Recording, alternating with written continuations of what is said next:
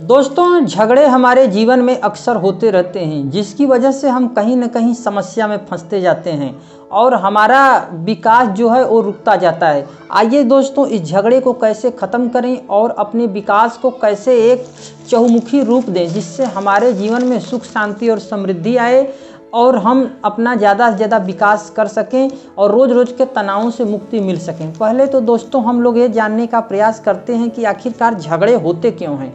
क्योंकि झगड़े आज के डेट में समाज के हर घर में, हर मकान में, हर गांव में पहुंच चुके हैं और ये झगड़े कभी आपस में होते हैं, कभी बाहरी व्यक्तियों से होते हैं और इन झगड़ों का जो मुख्य आधार होता है वो असहमति होता है और बेईमानी होता है। क्योंकि दूसरा व्यक्ति जो है वो बेईमानी करने के लिए तत्पर रहता है और आप सीधे साधे इंसान होते हैं और आप उतना चाल चलने में माहिर नहीं होते हैं, जिसकी वजह से आप उसके व्यवहार को शुरू में नहीं पकड़ पाते हैं और जब कुछ दिनों के बाद आपको सच्चाई का ज्ञान होता है तो फिर आप अपने आप को काफ़ी ठगा हुआ महसूस करते हैं, जिससे आप उसके ऊपर काफ़ी गुस्सा होते हैं। फिर ये झगड़ा आरंभ होता है और वैसे भी झगड़े के लिए आपके ऊपर कोई गलत आरोपण करता है, कोई आपको फ्री का दोष देता है या फिर आपका कोई कुछ हिस्सा, मकान, ज़मीन, जायदाद आदि जब बेईमानी करने का कोशिश करता है तो फिर झगड़े होते हैं। परिवार में सास बहू के झगड़े होते हैं, भाई भाई में झगड़े होते हैं, गांव में पड़ोसियों के झगड़े होते हैं, शहर में जाइए तो दुकानदार और ग्राहक के बीच झगड़े हो जाते हैं।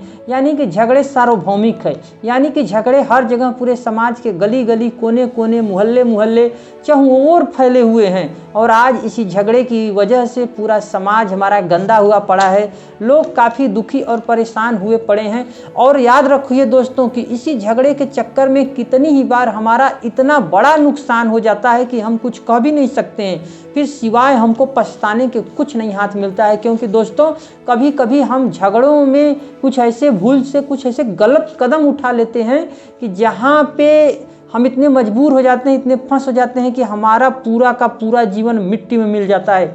आइए दोस्तों, ये झगड़ा अब तक आपने समझ लिया कि कितना नुकसानदेह है और कितना बेकार चीज़ है। आइए हम लोग कुछ इसके कारण तलाशते हैं और फिर कुछ ऐसे गुणों की व्याख्या करते हैं, कुछ ऐसा बातचीत आपस में करते हैं कि हम लोग दोबारा झगड़ों से कैसे बच सकें। क्योंकि हम एकदम नहीं चाहते हैं कि हमारे और आपके बीच कभी भी झगड़े हों, या हमारे और हमारे परिवार के बीच, या फिर हमारे और समाज के बीच, या फिर किसी भी व्यक्ति से हमारे झगड़े हों। कम से कम एक समझदार व्यक्ति तो कभी ये नहीं चाहेगा। तो हम लोग चूँकि समझदार व्यक्ति हैं, इतना तो हमें विश्वास है, यदि हम समझदार व्यक्ति हैं तो इस झगड़े से कैसे बच सकते हैं। और कभी कभी ऐसा हो जाता है कि इन झगड़ों से बचना एकदम मुश्किल हो जाता है। क्योंकि यदि आपका कोई हिस्सा बेईमानी करता है, कोई आपका पैसा बेईमानी करता है और ज़बरदस्ती करता है, तब तो झगड़े स्वाभाविक ही हैं। लेकिन वैसे भी कैसे इससे बचा जा सकता है, इसके बारे में कुछ खास मुद्दों पर हम लोग चर्चा करते हैं। हो सकता है कि इन मुद्दों पर आपने कुछ समय पहले तक गौर ही नहीं किया हो।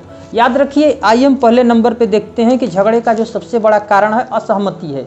यानी कि जब हम लोग कभी किसी से कुछ बात कर रहे हैं और फिर हमारी बात से आगे वाला व्यक्ति सहमत नहीं है, यानी कि फ्री का झगड़ा यहाँ पे मोल लेते हैं। जैसे कि दो पार्टियों की बात है, कोई बीजेपी है, कोई कांग्रेस है। बीजेपी वाले अपनी बात रख रहे हैं, कांग्रेस वाले अपनी बात रख रहे हैं और आप लोग बात करते ही करते झगड़ा ले गया। ना आपको बीजेपी कुछ देगी, ना आपको कांग्रेस कुछ देगा, मतलब कोई कहीं कुछ देने वाले। दोस्तों थोड़ा मुझसे गलती हो गया, इसलिए बुरा मत मानिएगा, बीजेपी कांग्रेस से मेरा कोई खास मतलब नहीं था।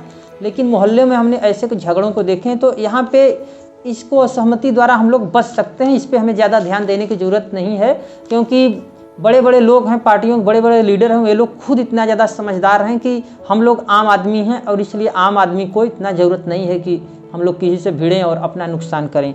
और वहीं पे है कि भावनात्मक प्रतिक्रिया, जैसे कि हमारे मन में कुछ है, उनके मन में कुछ है, तो यहाँ पे भी झगड़ा हो जाता है। अभिमान मतलब घमंड, हमारे ऊपर इतना ज़्यादा हम लोगों के अंदर घमंड रहता है कि कोई एक छोटी सी भी बात बोल दिया तो हम लोग लड़ने और मारने कटने पे उतारू हो जाते हैं। इसलिए इस घमंड से और इस तरीके की थोथी बातों से हमें बचना चाहिए। और अतीत के अनुभव, जैसे हम लोग कहीं आ रहे हैं, जा रहे हैं, तो हमारे गांव घर में कुछ ऐसे झगड़े हुए हैं, तो पुराने अनुभव के आधार से दोस्तों हम लोग तय करते हैं कि क्या मार्टर है, क्या माजमा है इसका।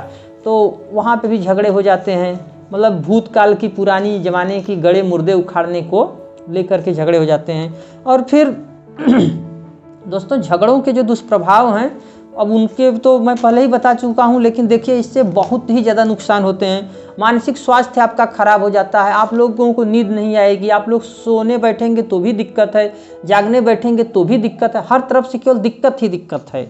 और कार्य क्षमता में आपकी कमी हो जाएगी। जहाँ पे आप दिन भर में कितना ज़्यादा काम करते हैं, झगड़ा लड़ाई होने के बाद आप चिंता में डूबे रहते हैं, आप और आपका जो कीमती समय है वो नष्ट हुआ जाता है। आप लोग कहीं भी मुझसे असहमत नहीं हो सकते, इसलिए वीडियो को तो एकदम मत छोड़ के जाइएगा यदि आप लोग अब तक बने हुए हैं तो।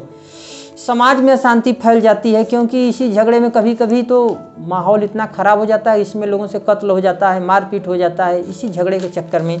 अभी देखिए कि काफ़ी बातें हो चुकी हैं, और झगड़ों से हम लोग बचाव कैसे कर सकते हैं। देखिए झगड़ों से जो बचाव करने के सबसे बड़े कुछ खास मैंने तैयार किए हुए हैं पॉइंट। देखिए कि उसमें है प्रभावी संचार, मतलब कि एक दूसरे से कुछ ऐसी बात करिए जहाँ से आप उनकी बात समझ लीजिए और वो भी आपकी बात समझें और नुकसान न उठा सकें। क्योंकि इसमें जो बातचीत में दम होना चाहिए, आपके बात में कुछ पंच लाइन होना चाहिए, नहीं कुछ सिर्फ मूर्खतापूर्ण बातें करने से देखिए झगड़े होते हैं।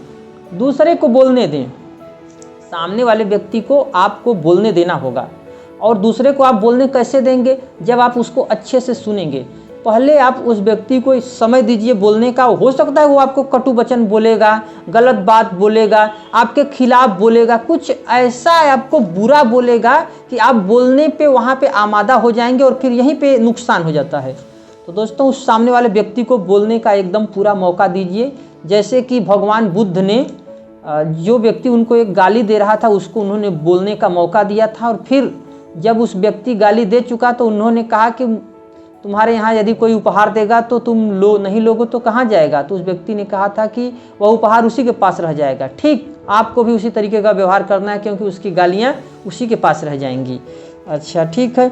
अब बातचीत करने के बीच में जैसे कोई बात होती है तो ठीक तुम का प्रयोग मत करिए। जैसे कि कुछ बताना हुआ कि नहीं तुम्हारे साथ ऐसा होगा, तुम लोग मर जाओगे या फिर तुम्हारा नुकसान, नहीं कहिए कि यदि मुझसे गलती होगी तो मैं ही मरूंगा, मेरा ही नुकसान होगा। इसलिए सब कुछ जो बात है खुद पे आक्षेपित करके कहिए, केवल सीधे सामने वाले को मत। ये गलत बात हो जाता है, यहीं पे उसको गुस्सा आ जाएगा, फिर झगड़ा बढ़ जाएगा। और जहाँ तक हो सके स्पष्ट और संक्षिप्त बोलें, गोल मोल बातें मत करिए। इधर उधर की बातें करेंगे, यहाँ की बातें करेंगे, मतलब बिना सिर पैर की बातें, जिसका कोई नाम लेवा नहीं है, जिसका कोई अर्थ नहीं है, जिसका कोई मतलब नहीं, तो ऐसी बातें करने से आपको पूरा बचना होगा। और जो सबसे ज़रूरी और महत्वपूर्ण बात है कि दूसरे व्यक्ति के दृष्टिकोण को समझिए। जहाँ तक हो सके दूसरे व्यक्ति कहना क्या चाहता है, छोटा है, बड़ा है, कमज़ोर है, मजबूत है, उसको देखिए कि उसके अंदर क्या है। यदि बड़ा व्यक्ति है, मतलब अमीर व्यक्ति है, शक्तिशाली व्यक्ति है, तो क्या वह केवल आपका बेईमानी करने के लिए झगड़ा कर रहा है, या फिर रियल में उसको गलत फहमी हो गई है, या फिर किसी ने उसको भड़काया है आपके खिलाफ, या फिर उसका कोई खास छुपा हुआ उद्देश्य है। तो इसको आप लोग पहले चेक कर लीजिए। तो ये चीज़ बहुत ज़रूरी है, उसका रियल दृष्टिकोण को समझिए। फिर इसके बाद सबसे बड़ी बात है कि क्षमा का अभ्यास करें। जहाँ तक हो सके संभव हो तो व्यक्ति को क्षमा कर दें और उसे भूल जाएं, और आगे से सावधान रहें। दोस्तों मेरी कही हुई बातें आप सभी लोगों को कैसी लगी और आज का वीडियो कैसा रहा, कमेंट बॉक्स में ज़रूर लिखिएगा। मिलते हैं हम लोग आपसे फिर नेक्स्ट वीडियो में।